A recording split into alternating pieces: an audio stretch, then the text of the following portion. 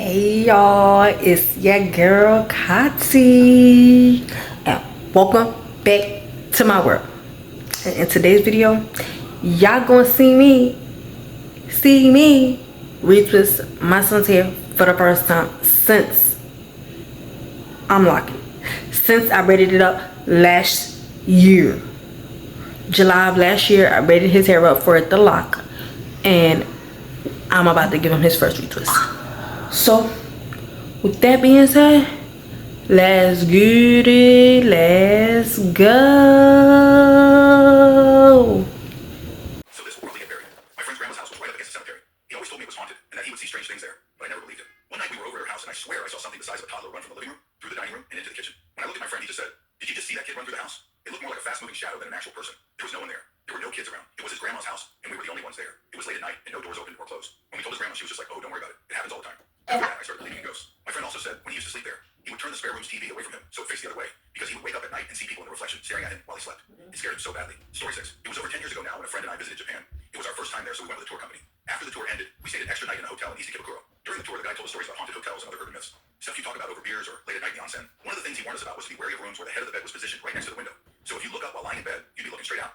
He said in those rooms, ghosts would come through the window at night and drag you out. Back at the East Ikebukuro Hotel, we checked in during the early evening. The first thing we noticed was how small the room was. The second was that they gave us a double bed instead of twin singles. And third, the bed head was right next to the window. We figured the room was just too small to position the bed differently, and that our tour guide was just messing with us. Honestly, we were more annoyed that we had to share a double bed. We decided to let it go since it was just for one night. We went out for dinner and then headed to bed.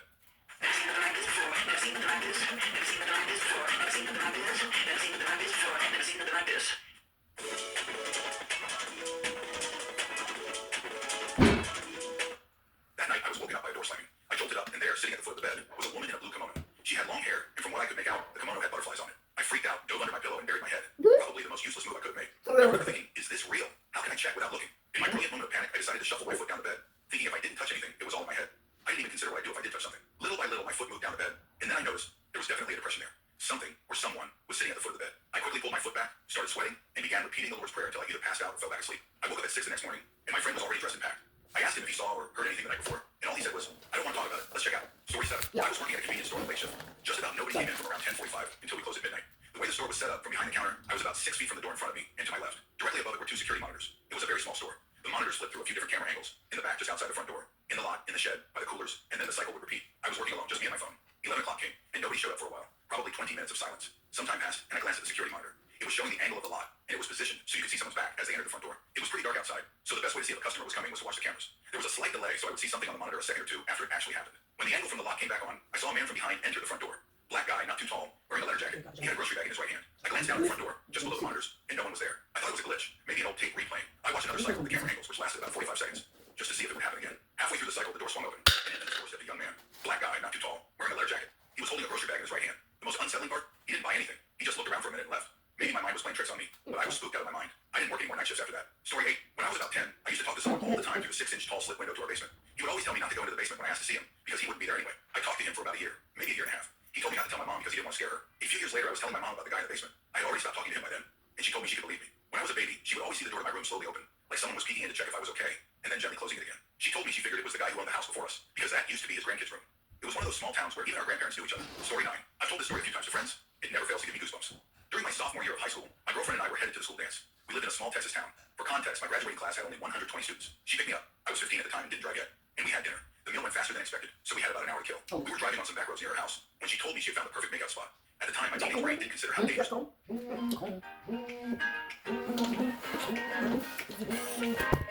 then, my hormones had calmed down, and I realized how sketchy this place really was. It was pitch black, the car was off, and all the doors were unlocked. Right now, we're in the middle of nowhere. She was stubborn, maybe part of the reason we're not together anymore.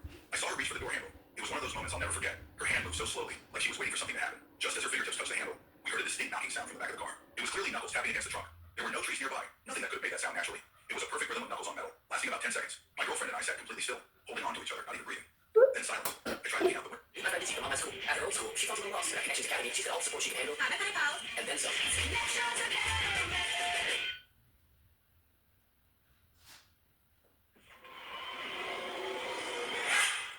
Baby, you okay? I want you upstairs. Feel like I have an tissue. Thank you.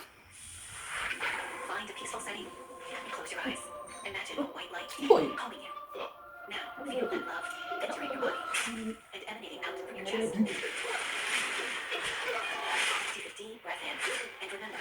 energy you give to the universe always comes back to you.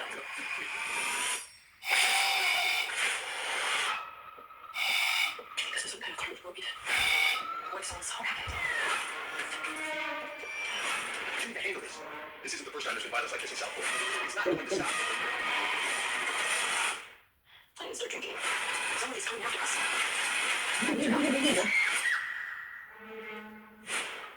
I just have a question. What did you do last summer?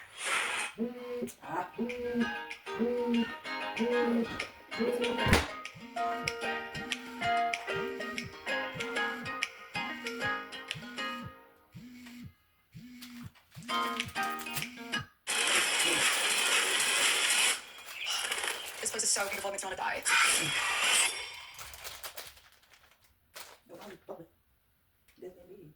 The window, but it was so dark I could barely even see her face. What was that? She whispered. I don't know. Start the car. My hands were shaking. Babe, please start the car. I can't move, she said. The second she stopped talking, the knocking started again. Same rhythm, same pressure. I'd had enough. In the next 3 seconds, I jumped into the front seat, started the car, locked the doors, turned on the headlights, and put on my seatbelt. I floored that Toyota Corolla like I was in a race. I hit about 50 miles per hour as I turned out of the driveway, kicking up gravel on whatever had been behind us. I drove for about 2 miles before pulling over at a nearby electric plant. My girlfriend got out to use the bathroom, and I sat in the front seat, my whole body still shaking. I got dressed, and we drove the rest of the way in silence. That was the first time I'd ever driven a car outside the parking lot. When we got to the dance, we just sat in the corner. Funny thing is, I don't even remember what we said to each other. I just knew I was never going back to that place, or so I thought. Near the end of the dance, one of my best friends came up to me, and I explained what had happened. We've got to go back, she said. I couldn't believe my ears. After all that, she wanted to check it out. The next day around noon, she picked me up and we went back. If she didn't believe me the night before, she definitely did now. The area looked just like I remembered, but now I could truly see how secluded it was. No houses or buildings in sight. Where that driveway once led was now completely gone. I walked up to where the tire marks from the night before still showed, fresh in the gravel. That's when I saw them. Boot prints right behind the back left tire. 2 clear prints side by side. They came from and returned to the overgrown brush. My friend saw how uncomfortable I was and agreed we should leave. A couple months later,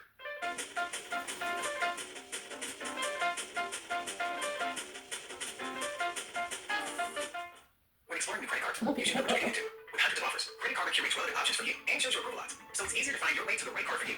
It's with Credit Karma.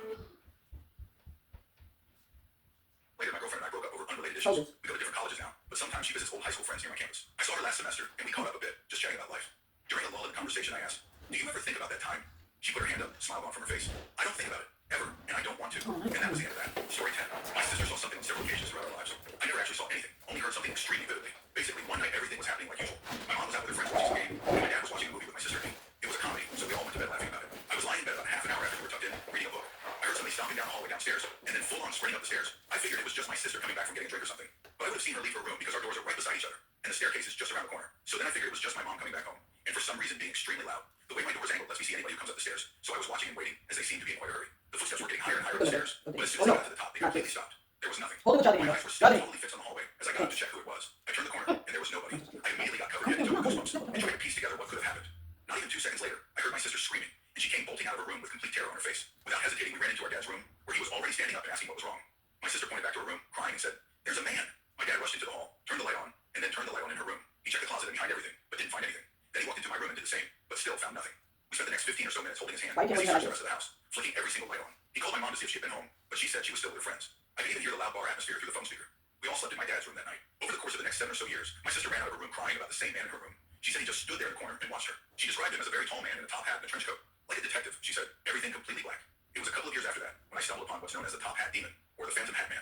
It turns out it's an actual phenomenon. Every description and drawing is exactly what she described that day. Story 11. A few years ago, my wife and I spent 3 months in Bermuda for work. Initially, we rented a large detached house whose owners were back in the States. There was one locked room on the top floor, presumably containing the owner's personal possessions. After a few nights, we both began to hear footsteps from upstairs. This was relatively easy to ignore, as we put it down to rodents, even though they sounded human. Long footsteps and heavy. We had checked the locked door, and there was never any sign of movement there. One night I was asleep when, in my dazed state, I imagined somebody right by my face shouting, "Wake up." This came from my right side. My wife was asleep. Do you eat groceries? Yes. Does your family agree on which groceries? No. We all like different things, and that's okay. You just need a platform that makes ordering easy. Thankfully, there's DoorDash, with your go-to grocery stores delivered on your time. All kinds of stores and items, all on DoorDash.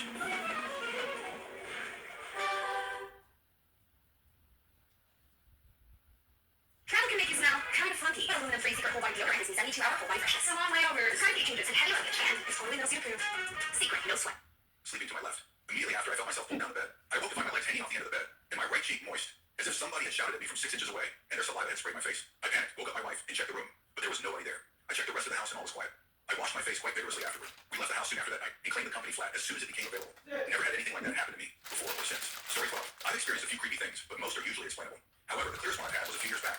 It wasn't even that creepy. I enjoyed the idea of ghosts and such. I was just getting out of the shower in the evening. Must have been winter as it was dark. I live in a a London suburb, so all the houses are extremely close and relatively narrow, but the walls are quite thick, and I barely hear my neighbors. My house is also fairly old. My parents were downstairs with the front room door shut. Basically, the upstairs was dead quiet.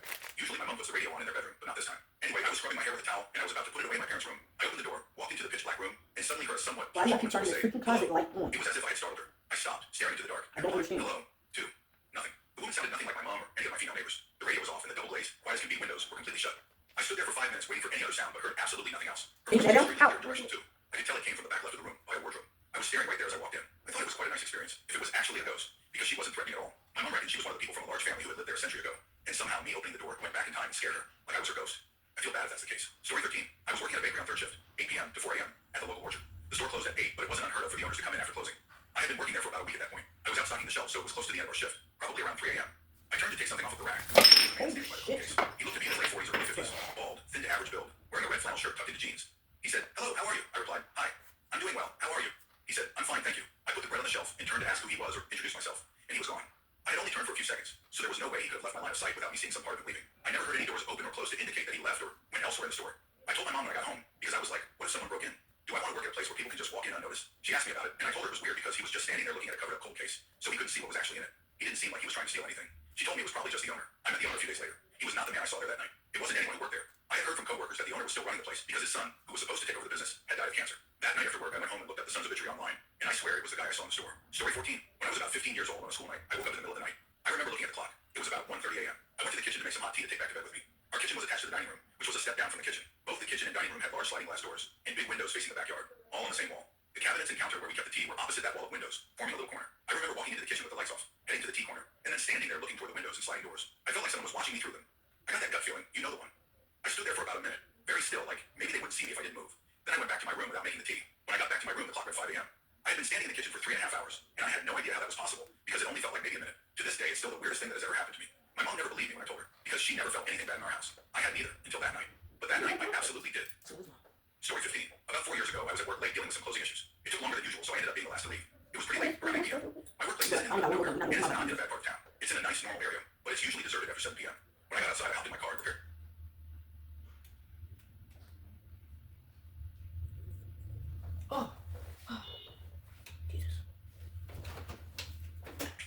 No one being written by breakfast. There go. Prepared to pull out on the street. Sit on the As I table, stepped nothing. into my I suddenly noticed 2 figures standing to my left on the sidewalk. The thing is, they were both dressed in pale, full-body suits from head to toe, and were rapidly approaching my car, headed straight for the driver's door, with little room for misinterpretation. I slammed the gas pedal and turned down the street fast. In the rearview mirror, I saw them both moving toward me on foot, which alarmed me even more since I live in the nearby neighborhood, barely a 5-minute walk away. I didn't think about anything except getting home and locking the door. Nobody else was on the street, near the parking lot, or anywhere nearby. My town isn't known for dangerous types or weird situations, but that truly scared me. 2 strangers in full-body suits. It wasn't Halloween, and they looked incredibly suspicious, but nobody else saw them. Story 16. I was about 4 years old, visiting my great-grandmother in New Jersey. She made a bed for me to sleep on in the living room. I fell asleep easily, but at some point I woke up and saw my great-grandfather. He sat on the edge of my bed, smiled, patted my leg, and got up. He put his jacket on and walked out the front door. He had been gone for longer than I had been alive, and I had never met him. The adults the next morning all laughed at the silly kid with a big imagination. At Grandma's request, I described exactly what he was wearing. Flannel shirt, suspenders, khaki pants. A generic description of any grandpa for the last 100 years. Everyone was still giggling at my cute story. But when I got up to show her how he snatched his jacket from the hook by the door and slung it on in one motion, I turned around smiling, only to see her completely pale face with tears running down her cheeks. Everyone got really quiet and we never talked about it again. She knew I had seen him. No one else's opinion matters. Story 17. One time our family dog ran away. He was super shy and scared very easily. We had adopted him from an animal testing lab, so we gathered all the friends and family we could, and shortly after he took off, there were multiple search parties, altogether about 24 people, looking for him. After a whole day of searching, without any sign of the dog, the sun was slowly setting. I was standing at the edge of the forest, where I had searched and called for hours, when I suddenly saw a deer just 15 meters away, staring directly into my eyes. We stood there for at least a minute, no movement, no sound. Then I asked in a soothing voice, "Did you happen to come across a lost beagle?" I swear to this day, the deer nodded and looked down at the ground where it was standing. Then it jumped away into the woods. I told myself I must have imagined the nod, and that the dog couldn't possibly be sitting next to a deer without making a sound. But I couldn't not check, and yes, there he was, sitting in that exact spot, scared to death and shaking with fear. I gasped, cuddled the dog, took him in my arms, and looked into the woods where the deer had disappeared. There it was again, staring at me, directly in the eyes. I had tears of joy and was unbelievably grateful, while at the same time completely confused. Since that day, I have never eaten deer again. Story 18. I'm returning from an extended Reddit break to share this. In college, I was hanging out in a friend's room when he said he and his roommate needed to move their cars to different lots. A 45-minute process. I decided to stay and watch some TV. A few minutes after they left, I saw a DVD and a clear case labeled Mausoleum. I remember watching the creepiest movie I've seen to date. British, disturbing scenes, werewolves, mental asylums, a soundtrack like a haunted calliope, shifts in perspective and time periods, present then back in the 1700s, shot entirely in black and white, grotesque sacrifice scenes, horrific deaths, actors speaking directly to the camera with long monologues, and a scene of a serial killer explaining who his next victims would be and why, which really shook me. There were also repeated color cutaways of flowers blooming and wilting atop headstones. I shut the movie off before it was finished, got up and realized it was daylight. Both my friend and his roommate had returned. I woke them up and they asked how I got inside. Said I hadn't been there when they came back and didn't answer my phone. I went to take the DVD out of the player and it was empty. They claimed they had never heard or seen it. I've spent years trying to make sense of this. I've had nightmares and occasional flashbacks. I brought it up in therapy, but nothing has helped. Has anyone else seen or heard of this, I presume, indie movie or experienced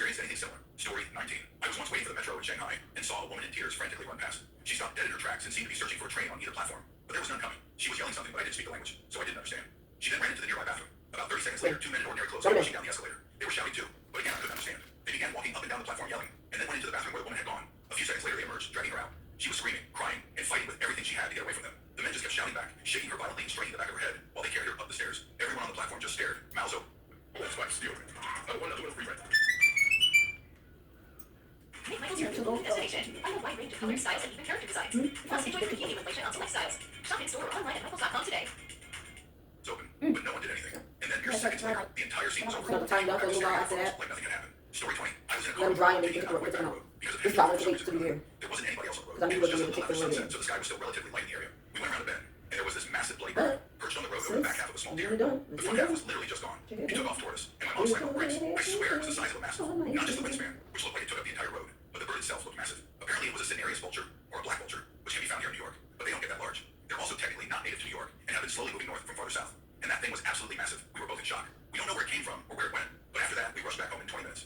I've seen coyotes, mountain lions, and even alligators, but nothing has freaked me out more than that vulture. And when I said bloody, I meant like dripping blood like a leaky faucet over the first half of its body.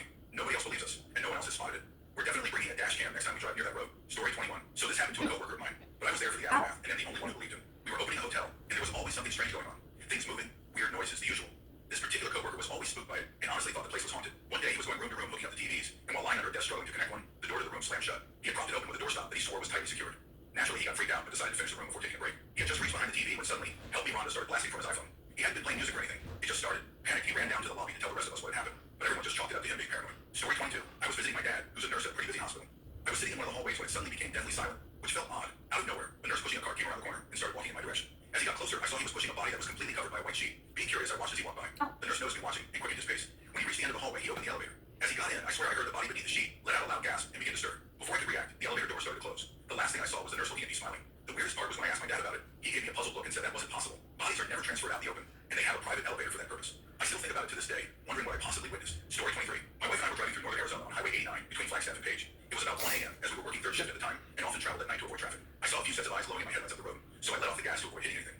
As we drove by, we saw several dogs, maybe coyotes, on the side of the road, and I hit the gas again. After we passed them, my wife said one of them was running next to the car. I looked over and saw it too, probably 20 feet off the shoulder. I floored it, and that's when I saw it stand up on its hind legs. That's the only way I can describe it. And keep pace with the car for a few seconds before turning away and disappearing into the desert. The whole thing probably lasted no more than 10 seconds, but it was the most terrifying 10 seconds of my life. This happened about 20 years ago, and we still rarely talk about it. Story 24. I was playing on my computer, which is upstairs in my house. My wife had gone out for the night with her sisters. My dog started going crazy, which made me think my wife had pulled up in the driveway. I waited to hear her get to the front door and come inside, but my dogs kept barking for a couple of minutes. I got a little worried, so I decided to see what the fuss was about. My dogs were at the top of the stairs barking down toward the front door. As I turned the corner to go downstairs, I spotted a figure looking up the stairs in the darkness. I yelled, "What the heck?" and ran to get my phone from my office. As I grabbed it, my dogs went absolutely wild. They were trying to back up on the wood floor and were slipping like they were spinning their wheels. I looked at them, and their heads were following something moving up the stairs, over the railing, and into the guest bedroom. They repositioned and stared into that room. My dogs are absolute sweethearts. My boy Walter had his fangs out in a way I'd never seen before. Like a wolf, my girl Ellie, who's around 9 months old, was barking as loud as she could, while also urinating on the floor from fear. I just stood there in shock at their reactions, when suddenly there was a noise. Very similar to the loud buffering sound you hear when only 1 or 2 car windows are rolled down. It lasted for maybe 15 seconds. Once it stopped, my dogs also stopped barking and ran into the guest room, searching for something. We've had strange things happen in our house, but this was the worst. What made the night even more awful was being mocked by my wife and her sisters when I asked her to come home. She believes me now, but at the time, it was horrible. Story 25. I posted this with my old account but lost my password. One time I was working at a used car dealership. On the side lot, there was a huge sliding door that led to the service space. One night I got off really late. I had dropped off some cars at an auction, picked up another, and had to drop it off before heading home. It was almost 10 p.m. and completely dark and quiet on the street. I looked toward the side gate and saw lights and shadows moving under the sliding door and above it. It looked like people were dancing and moving around. I started walking toward it and could hear voices like a party was going on back there. It was weird because the building's layout wouldn't allow lights or shadows from nearby buildings to show up in that spot. I got closer to take a look. There was a small cutout in the gate, about 4 inches by 5 inches, used to reach in and unlock it. I looked in, and it was pitch black and totally silent. Just how it should be. I took a few steps back away from the hole, and again I saw the lights, the shadows, and heard the voices. I stepped back up to the hole, again pitch black and silent. I went to my car, started driving away, and saw the same lights and shadows one more time. I told my boss to check the cameras. He said he didn't see anything unusual, but he did see my shadow under the door when I walked by to check. Story 26. I lived in an old house in a small town growing up, and there were quite a few strange things that happened while my family was there. The first thing I remember being creepy about that place was waking up in the middle of the night when I was 6 years old, having to pee really badly. I climbed down from the top bunk and turned to see an old man in a rocking chair sitting by the door. I tried to wake up my sister in the bottom bunk, but she wouldn't wake up and felt almost like dead weight. I worked up the courage to run by the man and out the door, and I fell asleep in the bathroom with the light on. I got in trouble with my mom in the morning. My dad also told us he thought something was wrong with the place because he kept hearing kids playing and laughing when he would get ready for work in the early morning. He would wake up around 4 a.m. and leave by 5:30. One morning he heard laughing near the hallway by the kitchen. He went to check if it was one of us, and as he turned the corner, he saw someone running around the far corner into the living room. He followed thinking it was a kid and ended up circling back to the kitchen. When he checked our rooms, we were all sound asleep. My mom also said she would sometimes catch a glimpse of someone staring at her from the corner of her eye when she was alone. Knowing all this, when we were older, we used to try to scare our friends who came over. One day my friend brought her Furby. This was the late 90s, and we were playing with it in the bedroom. It started acting weird, like the batteries were dying. It shut off with its eyes closed and wouldn't respond anymore. I told my friend we had batteries downstairs we could grab. As we were leaving the room, Furby in hand, it suddenly popped its eyes open and said, "Hey, hey, I tricked you." We both screamed and dropped it. Story 27. I drove for about 2 hours through rural Arizona with my fiance stay late one night. I passed a car stopped on the side of the road. It had its hazard lights on, and the hood was up. There was a dim light hanging from the hood, like someone had been checking the engine. About a quarter mile down the road, my headlights illuminated a man standing on the shoulder. He was tall, over 6 feet, and very thin. He was ghostly pale and bald. What unsettled me most was that he was just standing there in the pitch black, staring into the desert, away from the road. There was no light except for the occasional passing cars. He was just staring into the darkness. Nothing supernatural, I'm sure, but it sent chills down my spine. My fiancée was asleep almost the entire drive, so she didn't see any of it, and she doesn't really believe it happened. So when I was in El Salvador, we went to visit my grandmother. There were a lot of rumors that a drive street next to his house was haunted, and that he could realize I'm dead, and even see the devil walk through there at night. I didn't think much of it. That day, we left the city really late, and since there weren't many roads to drive on, we had to walk to get there. Perhaps they do. This investigation will challenge you to listen closely. There clearly was a struggle, and then a gunshot. To watch closely, to consider the documentation closely. It's something experts say the Daytona Beach Police Department did not do. This was a complete disaster for a police investigation. You think there should be an investigation of the investigators? We reached out to the Daytona Beach Police Department for comment. Hi, is the chief there? Hoping to discuss how they handled Alex's case. They never got back to us. There was a mountain of evidence. On this episode of Law and Crime Investigates, we will give you all the facts, and you can decide for yourself what you think really happened to Alex Ortiz. Your whole body. Yeah. He's my only son, my life, my world. He had huge plans for the future, and somebody had those problems. Why would you say your son was killed? Yeah, because sure the hairs. I think he found out something. I think he discovered something. In September 2020, Alex Ortiz was finishing up his last year at Embry-Riddle Aeronautical University in Daytona Beach. He was studying electrical engineering and wanted to work at NASA. He was a cadet with the Air Force Reserves and had just been named Cadet of the Year and the morale officer of his detail. Alex was living in a small 3-bedroom house his parents had bought him near the university. He had just gotten 2 brand new roommates, fellow students at Embry-Riddle. On the morning of September 6, 2020, a seemingly happy Alex, having just returned from surfing, can be seen on ring video in his backyard working on various projects. He has a mulch because the thing that he built, tending to his garden, doing Tai Chi, smiling and waving to a neighbor. It was 11 a.m. Lourdes had just gotten off the phone with Alex. He was supposed to call her back. Approximately 15 minutes later, Lourdes, armed with mother's intuition, feels something isn't right with her son. She triggers the backyard ring camera, which has a direct view of Alex's bedroom. She looks around and doesn't see anything, so she disconnects, but the ring camera keeps recording. Moments later, at 11:55 a.m., a gunshot rings out. Almost 4 minutes later, at 11:59, Alex's roommate of 2 weeks, 22-year-old John Verline, calls 911. 911, where's your emergency? The roommate just collapsed. He's bleeding from one ear into his nose. What was he doing before he became unconscious? He was cleaning. He is still breathing, correct? Yes. John is the only person in the house with Alex at the time of the gunshot. We know that because a ring camera looking out the front window caught the other roommate, Robert, leaving for a run at 11:43. Robert returns at 12:02, 7 minutes after the shooting. He's surprised to find he can't open the front door. Robert! The den couch is up against the door. The ring camera on the windowsill inside the house captures Robert having to push the door open. We can hear what happens next on the 911 call. Clean him around, and then fire it. He'll go out. Do you feel any air coming in and out of his mouth? No. Are you guys starting CPR? Yes. We did it. What was the same again? Minutes later, EMS responds. Alex is still clinging to life. They get him onto a stretcher and take him to the hospital. That's when Alex's mom, Lourdes, who lives in Virginia, gets a call from one of Alex's friends. I got a call saying Alex passed out, and he has a little bit of blood in his lungs. And that's when I said, we need to go to Florida. What's wrong with it?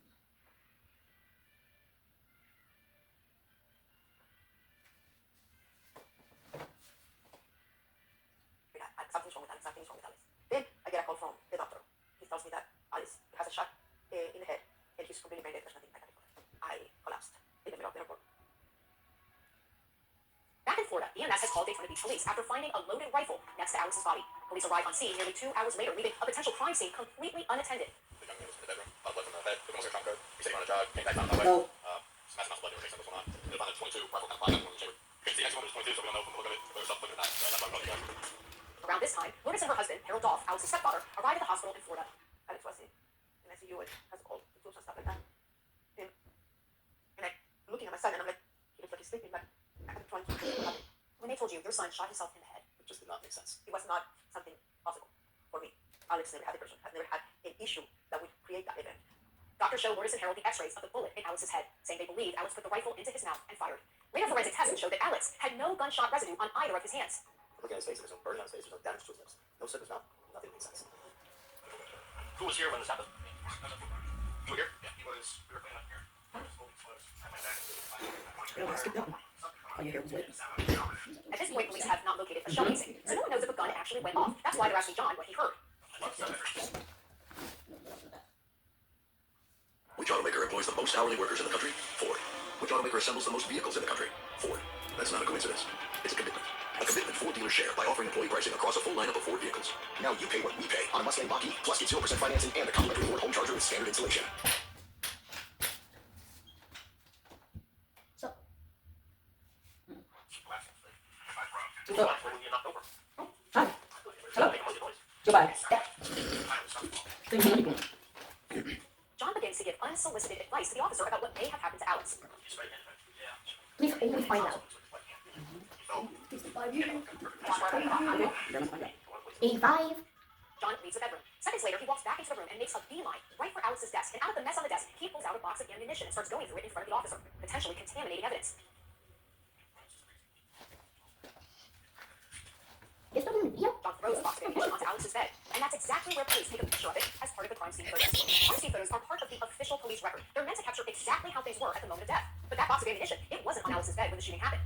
And that's not the only thing that's moved. Next time, it's the officer himself who moves things around. We'll get to that, but first, Oh, right. the officer goes to search for the shell casing. As the I'd officer rather goes let- to Alex's closet, I'd rather let it he freeform catches that, something strange. not a cone. The nearly perfect straight Or a line of hand. Alex's blood coming from Alex's bathroom before the large pool of blood. Police would never discuss that line of blood in their official investigation. They also would never mention a handprint on the wall near Alex's blood that can be seen in the crime scene photos. Why didn't police investigate those two potentially critical pieces of evidence? The puzzling police work continues on. As the officer moves bags and blankets around in Alex's closet, tossing them right into the pool of Alex's Young blood. boy, move. Yes. The officer eventually finds the shell This casing. is why I told you to go find something to do. You're bored right now. You're doing anything. I'm okay. I'll find out. We have this like, well, it was laying on the floor here. Alex's roommate Robert is not the only one surprised that the rifle is fully assembled. You roommate too? No. Their friend, who arrives at the scene minutes later, Oh, not assembled. It was. What? Why is that surprising? Just the points are not really assembled. He was saying before it was assembled. He did say it was not assembled. all the confusion is enough to prompt a responding sergeant to finally ask the men to leave the house.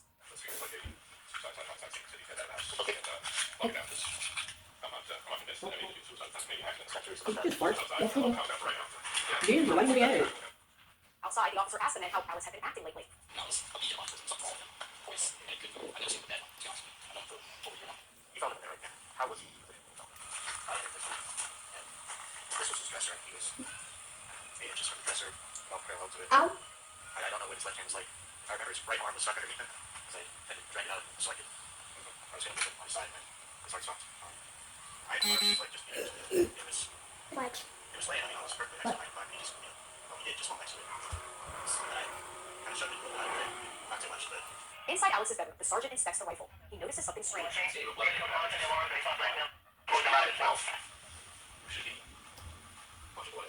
All right, let's stop here for a second. Look at where the rifle is, on top of a stack of plastic bins. That is not where it was when police first arrived. It's policing 101 that in depth investigations, no evidence should be moved anywhere. So how did the rifle get on top of the bins? The responding officer put it there. We watched him on his own body cam move the rifle, a potential murder weapon, around the crime scene 4 times, from the floor to the dresser. From the dresser back to the floor. 15 minutes later, from the floor back onto the dresser again. And that time, he takes a bullet, which EMS had cleared from the weapon, and puts it back in the gun. Eventually, he places the rifle on the stack of bins. The exact place where the crime scene technician photographs the weapon for the official police file. Not one piece of evidence was in its original place, so by the time the crime scene investigator comes, she's photographing things that have already been moved. This is insane. What? What was asked for a How you gonna move it? also picking things up and putting them down. That is an absolute no-no. The only time you pick up anything is when you're going to collect for evidence. Steve Chancellor is a crime scene analyst. As the former director of the cold case unit at the Mississippi Bureau of Investigations, he specializes in studying, teaching, and testifying on crime scenes. Alex's parents hired him to review the body cam. What was the first thing you noticed? There was no attempt to secure the scene. Right. Every death should be looked at as a homicide until you can prove otherwise. Inside the crime scene itself, the bedroom, there was like 4 people. I saw John Berlin kneel down, search underneath the bed. They completely went against every crime scene protocol that you could think of. As a law enforcement professional, I was embarrassed. The process. Ow. Squeeze. Yeah, this one's hard a little bit. Detroit Beach police are on scene for an hour and 40 minutes before wrapping it up. I had it as the report is a type of suicide. Look down. Yeah, a little, Look down. it's different for sure. Huh? Look down. That we do. Come on, Police sit up, don't bro. lock up the house. They meet up with John and Robert. They're tenants, not even the owners of the property. The owners are Lourdes and Harold. As much as Around you 11 o'clock that night, Sit up Harold and has put a it down. background Thank in law you. enforcement. Body He decides up. he needs to get to the house to Thank check you. things out for himself. Makes sense. 57 minutes. This is critical. So you walk in the house. What is the first thing that you notice? As soon as we opened the door, cracked it open, just the smell of bleach and chlorine was so strong, it was almost overwhelming. And as I'm walking in, This one's right here. Trying to smell over there. Reduces the hurt. Unique style. Reduces the pain.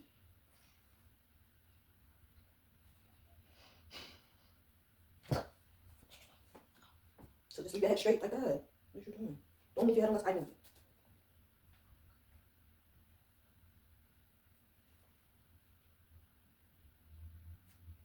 It's gonna get on my nose. Wait, what? No, it's okay.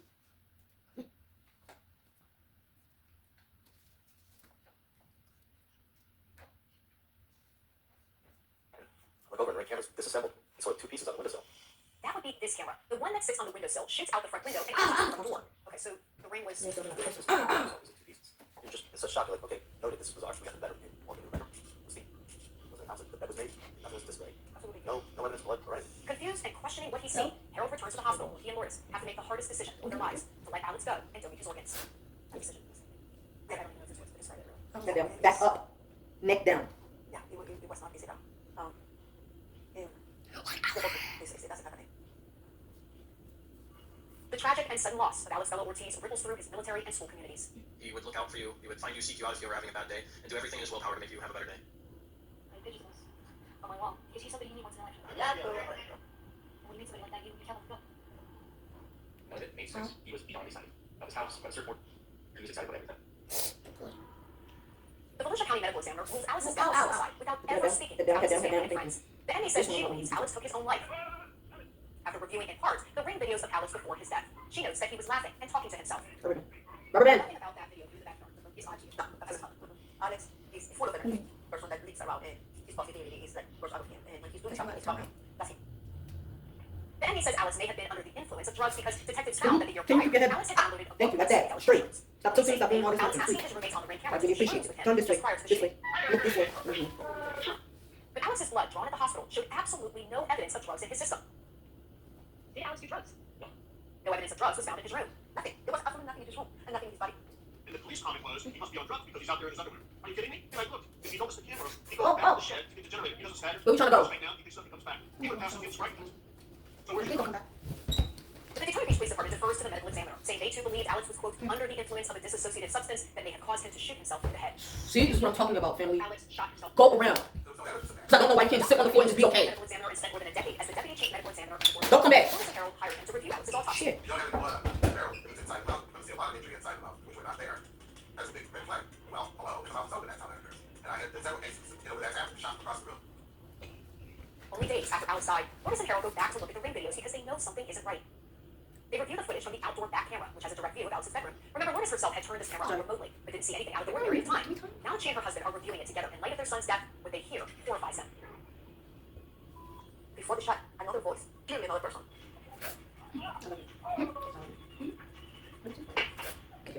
That long, oh, that's Alex. Yes, that's the, what do you think that was about?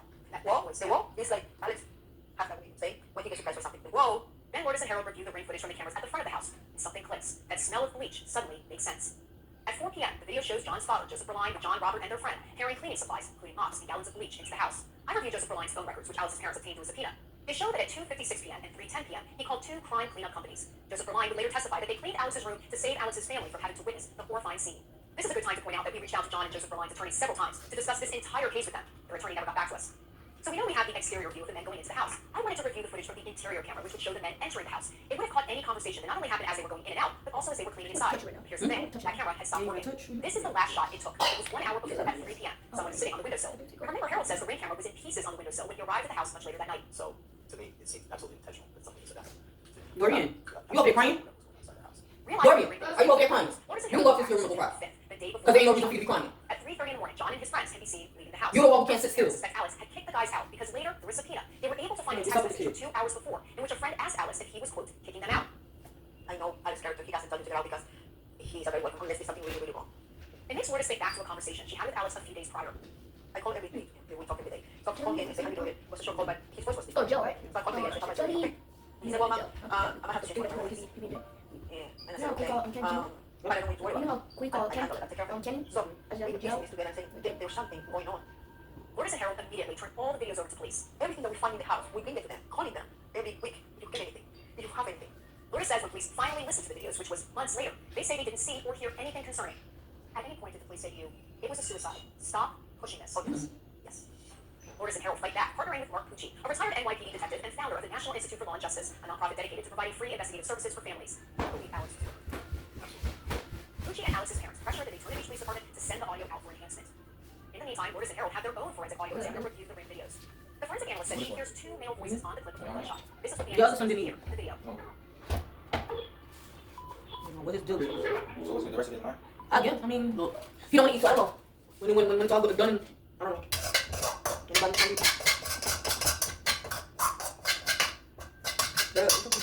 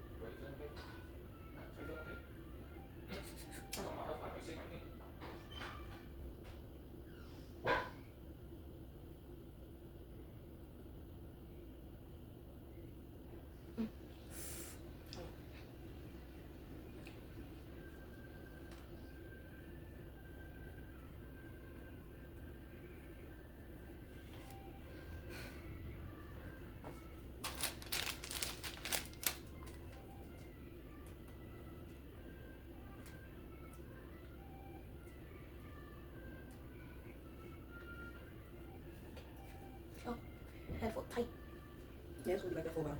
No. Not for a while. I didn't mean to say for a while. So yeah, turn. You got to take a month off? No. Couple days, maybe 2 days. 2 days. Turn all the way.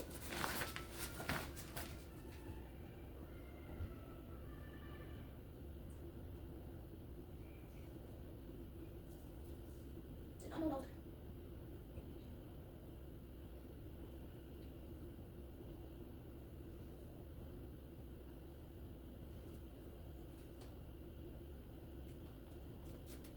I never heard of it. I don't know why, you know?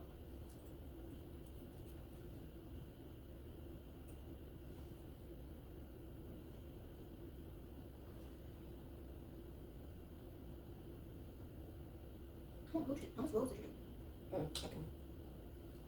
You don't have that many rolls in your head. I feel like I have one.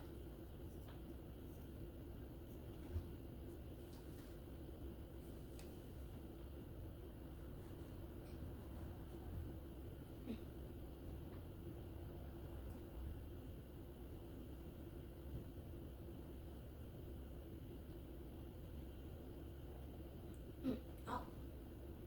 It's like pulling on my hair. Yeah, that's just piece of paper. Feel it now? Still pull?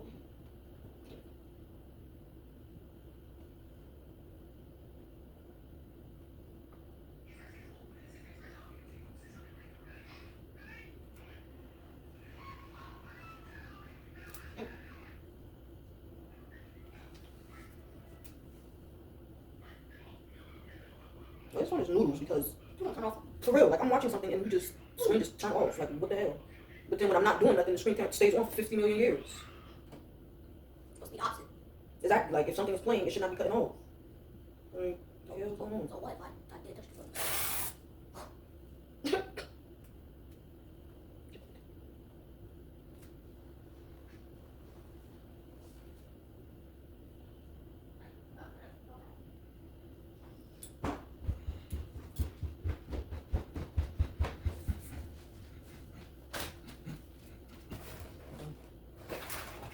You want this one up there? Oh, yeah. Yeah, we're back. Yeah, we shouldn't set out. Should put it in for soon. Okay, so I did yesterday, same thing. I think I should have done that yesterday.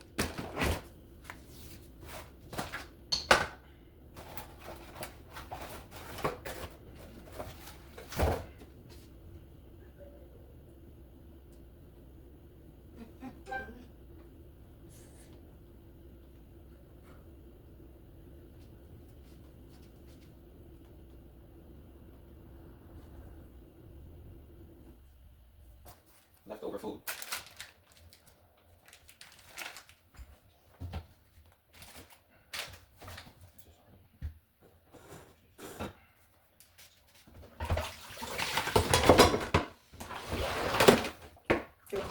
Look. Yes, sir. Make sure. I can't bend my head like that. Of course. You're gonna have to let your hair marinate real quick. You get just fine. See you next week. What are you doing? They don't get touched. You're doing the whole cake.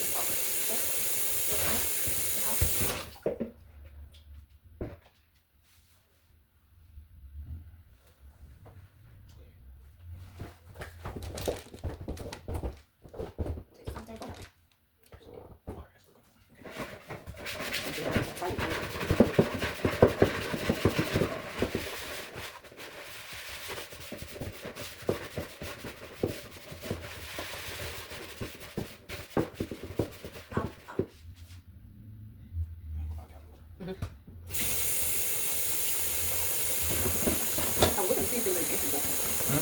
So I'm looking to see if they make empty ones.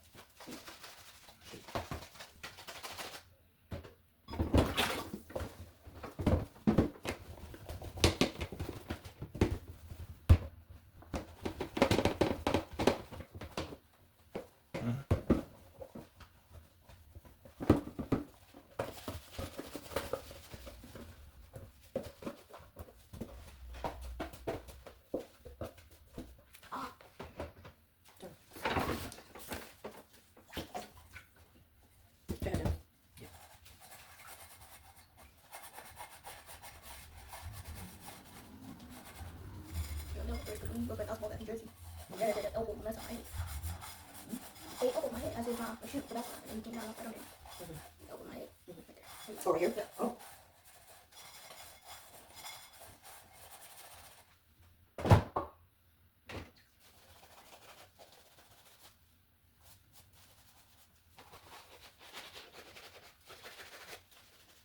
Oh, oh.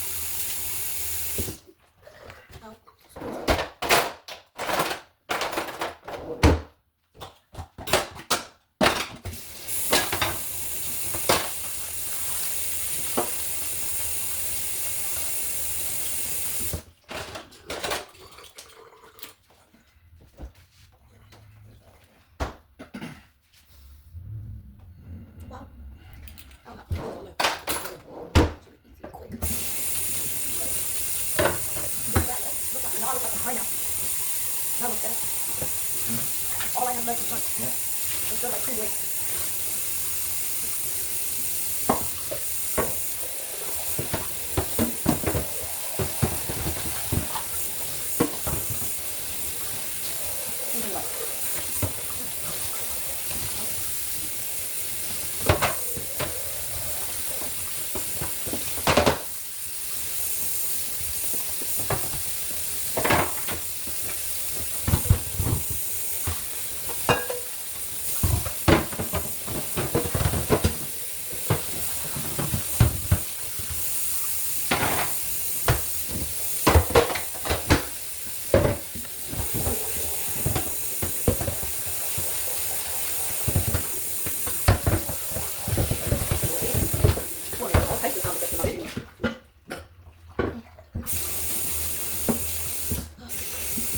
Yeah, a little bit of sound effect. That was nice light anyway.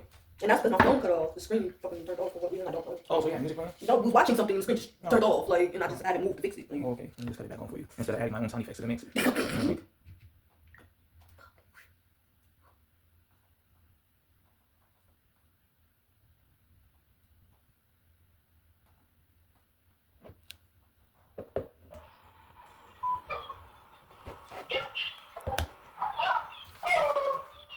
thank you. said they were not empty. But the Daytona Beach Police Department says they only hear one voice, and they don't hear any of what the forensic analyst does. Despite the mounting evidence, the Daytona Beach Police Department is unwilling to pursue a homicide investigation. Lourdes and Harold hired an attorney and demand police take another look at the case. There's a reason they've grown even more suspicious. You had to find out that there was a misfire of a gun in the house. After the shooting, John and Robert continued to live in the house. Remember, Lourdes and Harold still own the place, and they've had John and Robert sign a lease that states they know their cameras in the house and they're being recorded. July 15th, 2021, at 3 in the morning, 10 months after the death of Alex Ortiz, you can hear a conversation about someone accidentally firing off a gun inside the house. The bullet flies right into Robert's bedroom wall. Oh, and they just took that off. Like they didn't just take it off, but that was a feature that was already in existence that they took away where if you overdraft, you get charged for overdrafting. Hence why I never wanted to overdraft, but ever since they took that feature down, and that's how I ended up getting into overdrafting because I know I'm not gonna get charged for it. But now they reinstated that. And then did you hear how Trump just signed a John where if a man hit a woman, he's gonna be hit with first-degree felony? I was like, hey. So even if she don't push charges, the state will. A year later, Lourdes and Harold were in the house and noticed a strange piece of plaster on a hallway wall. They hired a ballistics technician to carefully tear it open, and lo and behold, he finds a bullet surrounded in plaster. There was a lot of shit, but there was a message that they covered up. Alex's family has had enough. In 2022, they and their legal team contacted the police department again. Trump looked like he's mentioning the American public, but he's really not. It's only going to hurt us for a little short amount of time as the transition takes place. Whenever there's change, feathers must be ruffled. You see what I'm saying? That's the whole process of change. It's all about growth. You see what I'm saying? This law that he just created, bro, this is not for American men. American men know that they will not put their hands on women. The fucking state, whatever. You got child support. You see what I'm saying? This shit's not for us. It's not for American or Western civilization men. That rule that he just made is for all illegal immigrants that crossed the border and came to the country. Because when you really look at some of the countries that they come from, beating on women, treating women as second-class citizens and all that, it's, you know what I'm saying? It's up. You know what I mean? So yeah, that's what they do. That's, you know what I mean? So that law is a lot of things that man has put in place. If you vibing off the wrong side of everything, then you gonna get got. But if you know how, like I know, bro, everything is easy, bro.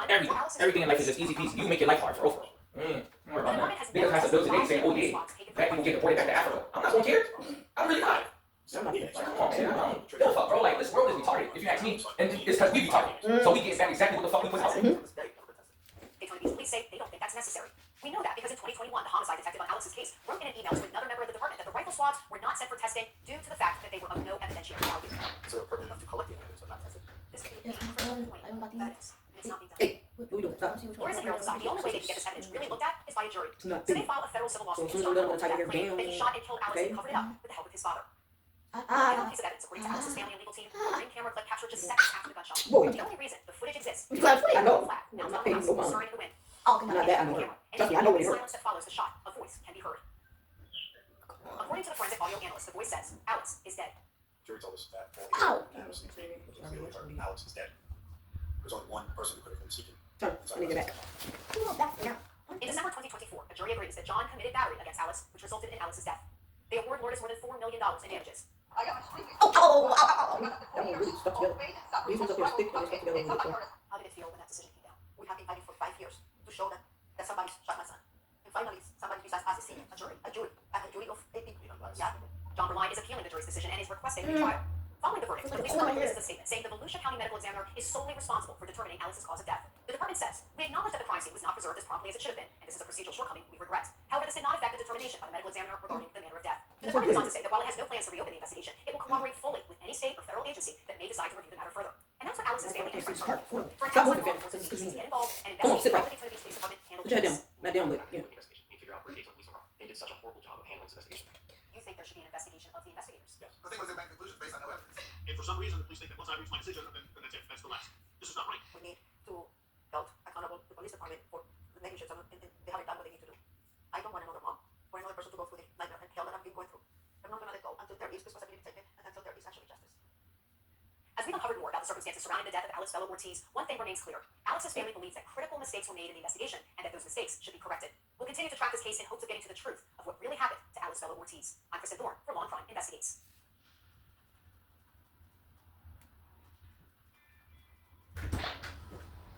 Oh hell no, if you don't go get your damn sneakers. Huh?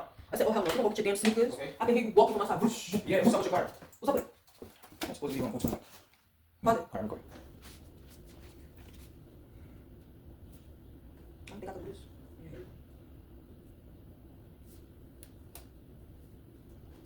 You're making me upset. You're telling me that my family did it when I know they didn't. My mom understood that. If anything were to happen to him, I would not talk to any of them ever again. In March of 2022, Albuquerque police are dispatched downtown to an alley behind Liddy's Diner, where witnesses describe a disturbing scene to the responding officers. Around 11:20 a.m., two young men are preparing for what appears to be a fist fight, and suddenly, two gunshots ring out. One man lays bloody on the pavement, and another stands across from him, but he isn't holding a gun. Before anyone can act, he flees. That's when witnesses realize he isn't alone. Well, Yes, I was walking back and I got that's what two walks down the job. Joe, okay, so I'm walking down Central towards my residence there. I get to a corner right there, about 5 or 6 people running. One of them is in like a high school graduation gown. All but one of them run into this high school. He turns around, runs back to the alley, gets in his overalls and takes off on the street.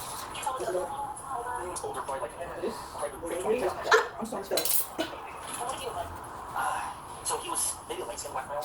this one's gonna be hard because it's really stuck inside this gentle. One was in graduation gown, the rest was like in my family. So he ran already to there. 23rd, That's over Jackson Max. 82. Oh, that's I thought they were just fucking. No. Okay, no, if that's the case, no, you should try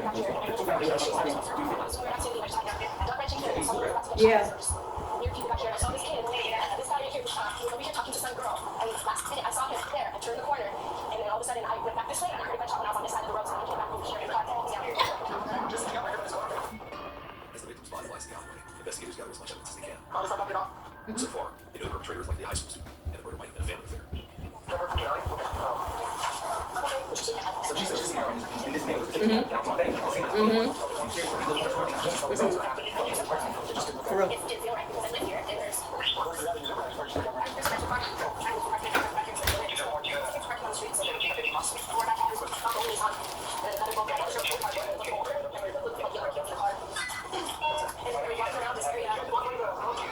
You know, tell me this. Come at this way.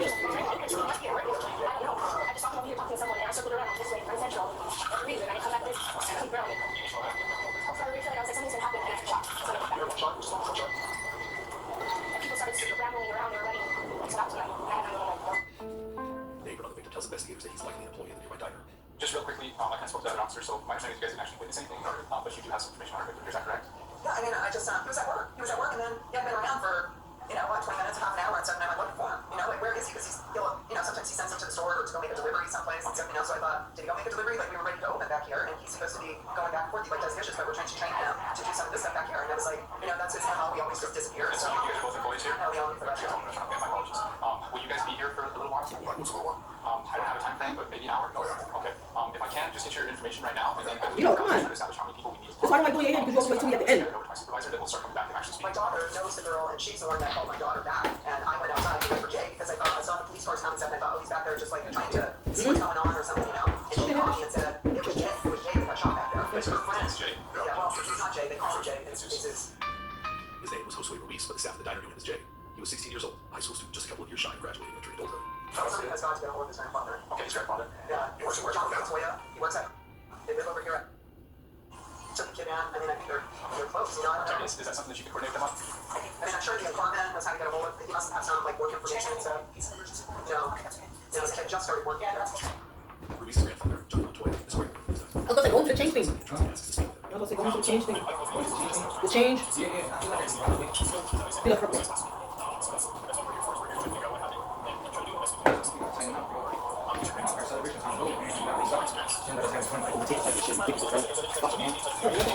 Literally things for the house that was ordering all the DoorDash. That was too. It wasn't fun. It was nothing. Like literally all the DoorDash you gotta do. I got shit to the DoorDash. Before you make any orders, please, let's grab the stores real quick. That way you can see, because I'm pretty sure you have about 3 orders things that you have already. Yeah, that's not ordering. You still need to do. Yes, please.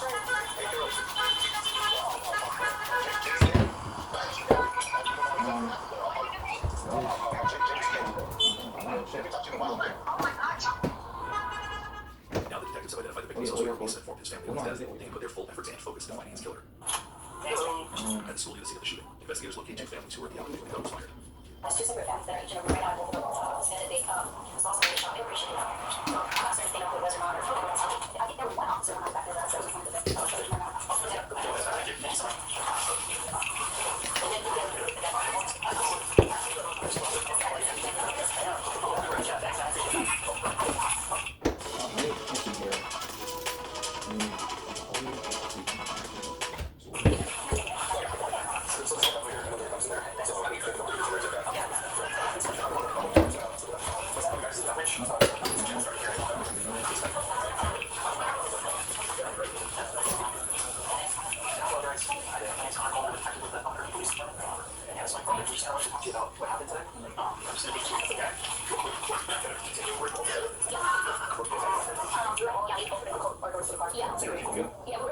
water, one of 18 them were outside, and we were opening the doors to get in the car when we heard the bell.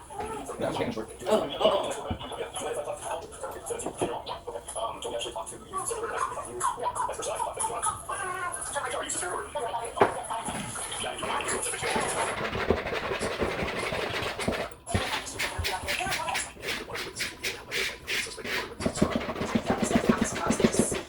I got in the car, went to school, sat down in the car, just to duck her, and then we could get the store in the car. I didn't do it fast enough, so I just ran here to school. So you went, so you kind of went to the vehicle at first, just for those Yeah, shelter. yeah. Yeah, that's essentially. Yeah, I did the store, so I just ran to school, duck her. Yeah, no, and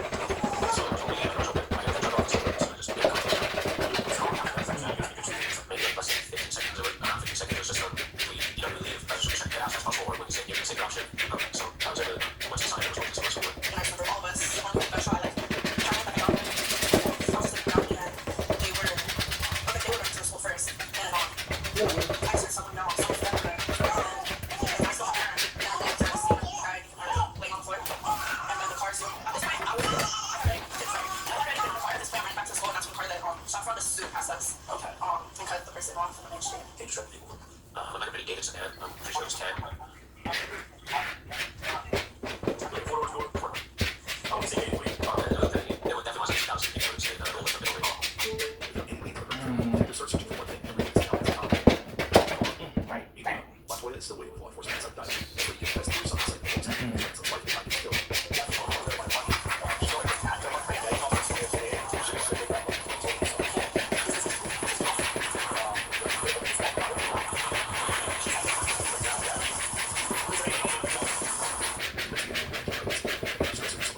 Or shoot. The only way to find out is to head to Montoya's apartment and talk to Mom and me. Elizabeth won't know.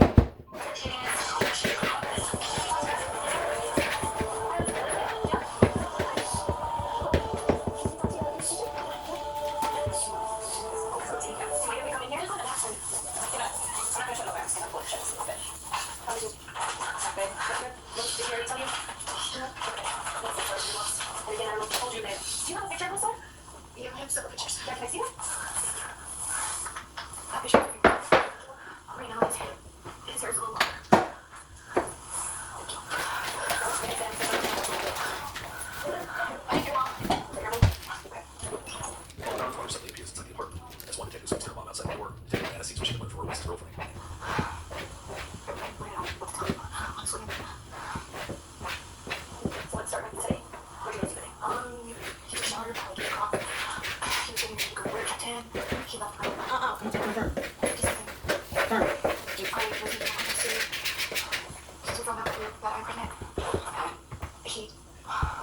He told me he was texting me still, probably from 12 o'clock, and then he stopped answering me for a few hours.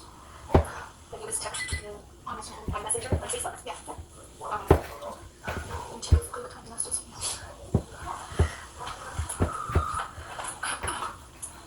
It was at 11:11 when he texted me last. What did he say? So he wanted me to do Presbyterian because I wanted to do love lessons. That's what that's all he told me. Chris is closer. And then continue messaging and keep good answer. No. Did you guys always talk on Messenger? Yeah, because we get into arguments and stuff, and we block each other, and then we unblock each other. It's just a business. Can you tell us about it? Yeah, absolutely. First and foremost, okay. Right now, we don't have much other than officers were dispatched to the Alameda students and distance. That's what I'm trying to do. Some questions, but other than that, How much of that scene is exploded out of my focus and observed Police was only about an hour to a shift at the diner. Despite being unfogged, it turns out Ruiz had other plans that morning. Mercedes. Got someone in Albuquerque. I can pull up tomorrow morning at 8. My snap, I believe it, and I ain't got anyone I can call. This morning, me and my brother were supposed to box it out, because this has nothing to do with us at all. My brother and him just don't get along. They butt heads very much. But my brother would never do this. He knows how I feel about cheating. He knows how that would crush me. and which brother? My younger brother? Your younger brother? What's his name? Angelo. When investigators see Ruiz's messages from March 3rd, the day before the fight starts, Ruiz discovers something shocking. Ruiz walked on the 16-year-old Angelo Baldwin opened the fight. According to the 49-year-old Elizabeth Ortiz Chavez was the orchestrator. Now investigators can talk to Angelo Baldwin on the other side, was a true reason why Ruiz sexual offender. Angelo Baldwin is like this restaurant up and out of her.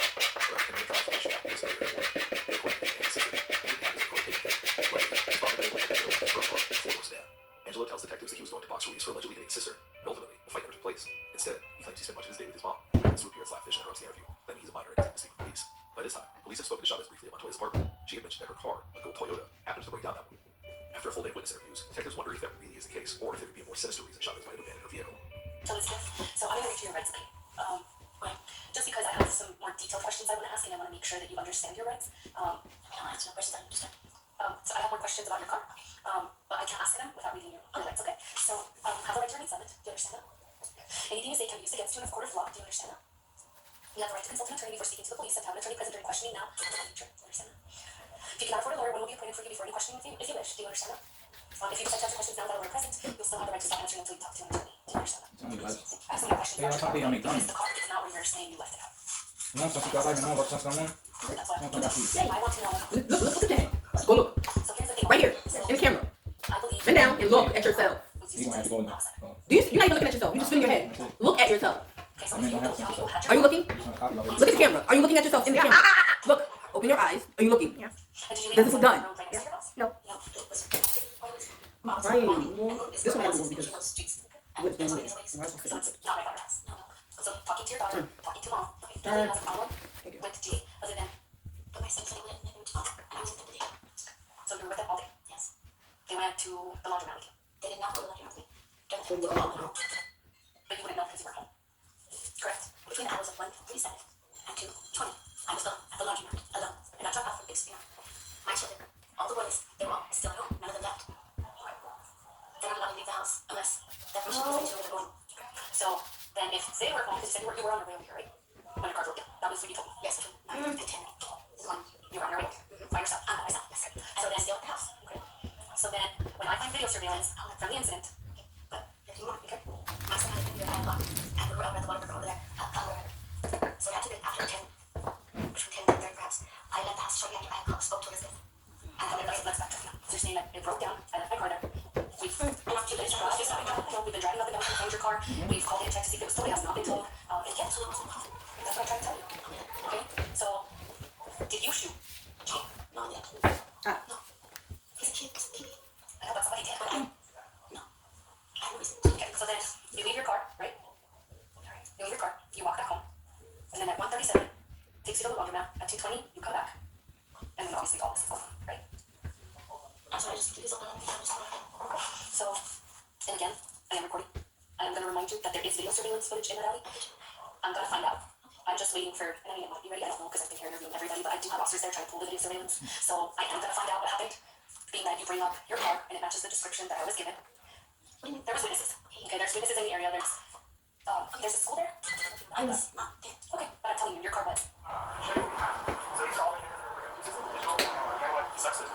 This space is the alleyway. Back in the downtown area where the shooting took place, investigators are already comparing the statements with security footage that captured Chavez's car speeding away. Once the shot happens, people will react to the individual watch the people over here. Yeah, so we just walked to the passenger side. And they react.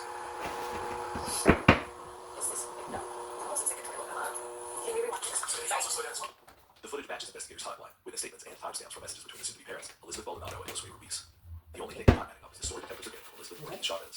So again, right now, because you're telling me you left the house around this time, and between 9:58, that phone call, until 1:37, hear me out, between, I was home though, I was home by 10:30, I made it home, I walked home again. I can't confirm that yet. This is business. Because again, I'm telling you, based on your here, I think you know what happened, and I know it's your car, and I am going to confirm it on video surveillance. I hope you do, because I'm not the monster now. Without the confession or any physical evidence tied Chavez herself to the scene, detectives have no choice but to walk away and gather more information before an arrest can be made. Thank you, Tommy. In the weeks following the shooting, Albuquerque PD obtains warrants for multiple cell phones, including Angelo Baldonado's, and reads through thousands of messages. They're also able to track Angelo's phone to the alley at the exact time Josue was murdered. And some of the messages between Ruiz and his girlfriend lead investigators to believe the plan was always that Angelo Baldonado would bring more than his fists to the alley that day. Are you still going to fight them? Yes, that's not changing. I prefer not tomorrow, but I can't.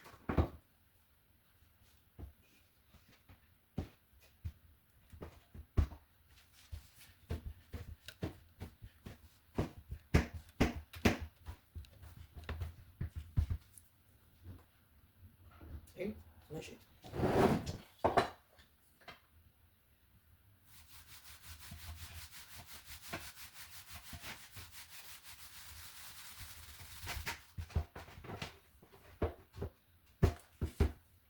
Nice. Almost. Almost, yeah.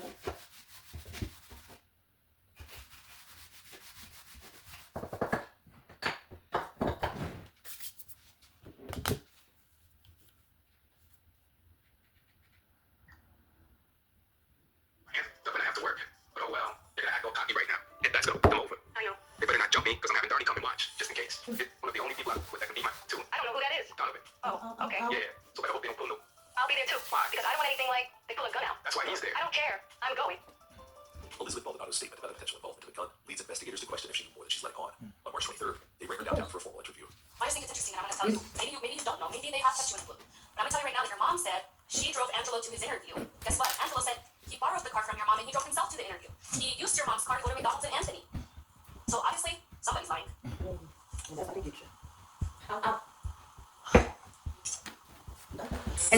And just like that. And again, the reason why I'm sitting here asking more questions is because you seemed a little more.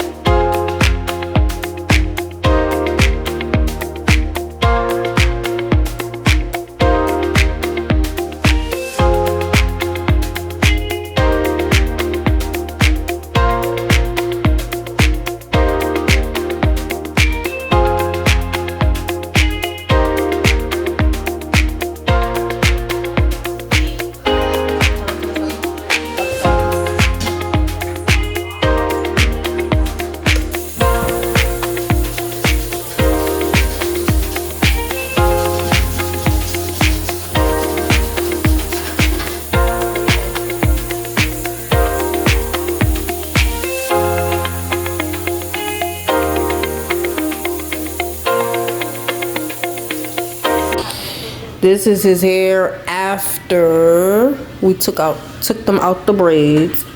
This little lint he got in his hair, but you know, whatever. No kids. Turn. Let me see the back. Can we get a tasty cake? Turn to the back. So I'm sure a lot of people don't know this, but You better not put down no cards. people used to tell me all the time. I'll see it. You should start a YouTube channel. I don't know what it was, but they always Stop. said I had the personality for it. And at some point, In the back, y'all can see back ain't straight, and they told me like, but the top did. So, people be watching this anyways, Yeah. and it's like.